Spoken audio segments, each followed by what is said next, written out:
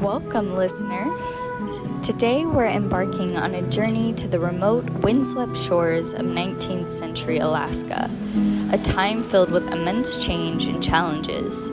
At the center of our story is a remarkable individual whose life is connected with the diverse cultures of this land, Iakov Netsvetov, a missionary, priest, and a true advocate for cultural understanding and unity. His life unfolded against a backdrop of significant cultural and religious transformations in Alaska, making his efforts and legacy all the more impactful. Iakov Netsvetov was born in 1804 on the small Atka Island in the Aleutian archipelago. His upbringing was marked by stark beauty and a wealth of cultural diversity. His father, Igor Vasilievich Netsvetov, hailed from Tobolsk, Russia, while his mother, Maria Alexieva, was of Aleut descent. Growing up in this bicultural household, he navigated two distinct worlds, rich with the traditions of his Aleut heritage and the teachings of Orthodoxy. From a young age, he observed the complexities of life on the edges of a vast empire. His devoted and loving parents placed a high value on education despite their limited resources. While Iakov's brothers pursued studies at Russia's esteemed Naval Academy, he felt a strong calling towards the spiritual life, a path that eventually led him across the seas to Siberia. In 1823, after his family moved to Irkutsk, Iakov enrolled at the Irkutsk Theological Seminary. Here, he immersed himself in the teachings of the Orthodox faith, eagerly observing knowledge in theology, linguistics, and even natural sciences, skills that would prove invaluable in his future endeavors. After completing his studies, Iakov was tentured as a subdeacon in 1825 and married Anna Semyonovna, a union marked by deep mutual devotion. By March 1828, he had been ordained as a priest and trusted with a noble mission to return to Alaska and to serve his people. With Archbishop Michael's blessing, Iakov set sail for Atka. Imagine a chilly May afternoon in 1828 as the Netsvetov family bravely navigated the treacherous waves of the North Pacific, finally arriving at their island home after a grueling 13-month journey. Upon his arrival, Iakov discovered that Atka had changed, yet it yearned for spiritual guidance. The church dedicated to St. Nicholas had yet to be constructed, so Iakov quickly set up a large tent. This temporary sanctuary became the first of many makeshift places where he would hold divine services. His parish stretched nearly 2,000 miles across windswept islands and rugged coastlines, reaching the far corners of the Aleutian Islands and encompassing villages rich in native traditions. Iakov's early ministry was a whirlwind of activity. His journal reveals a man deeply committed to his community. He baptized 16 individuals, catechized 442, and officiated weddings for hopeful couples in his parish. Beyond the numbers, these rites represented his dedication to creating a spiritual home for those around him. In his interactions with the Aleut people, Netsvetov didn't just impose religious beliefs. He genuinely immersed himself in their cultural practices.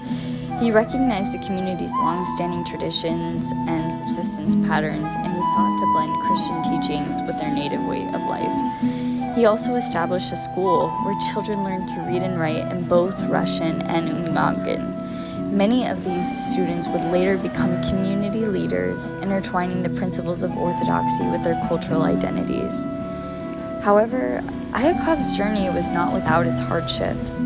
In 1836, he faced a profound tragedy when his beloved wife Anna passed away from cancer.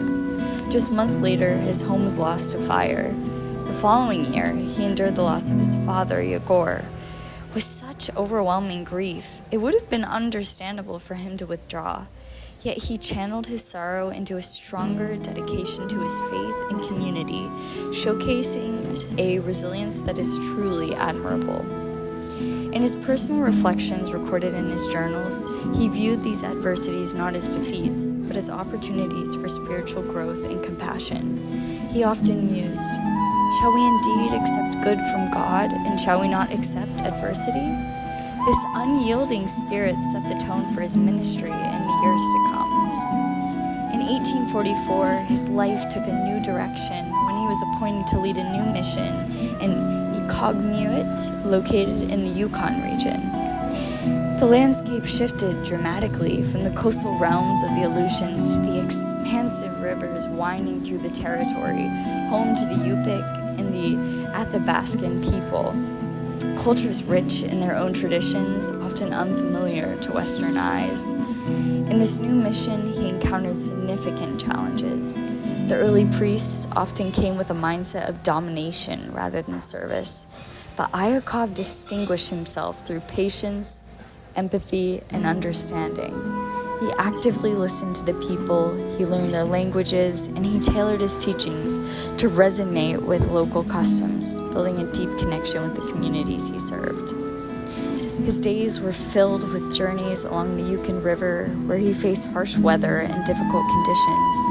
Accompanied by a small team of young Creole assistants, he traversed towns and remote settlements, holding prayer services, baptizing converts, and nurturing a sense of unity within the community through faith. Iakov's ability to connect with others was truly remarkable. In 1845, while visiting a village, he faced resistance from the local chief, who was initially dismissive of his teachings. However, after hours of sincere dialogue, the chief, touched by Iakov's honesty and the spirit of his message, embraced the faith. Lifting the shroud of skepticism, he guided his community towards baptism. In the years that followed, he facilitated over 1,500 conversions, many from tribes that had once been at odds with one another.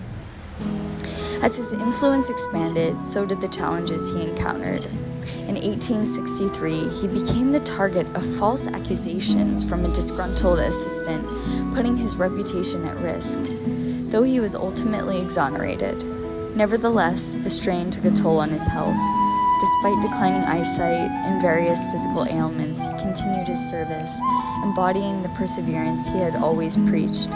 His unwavering dedication in the face of adversity speaks volumes about his resilience and commitment.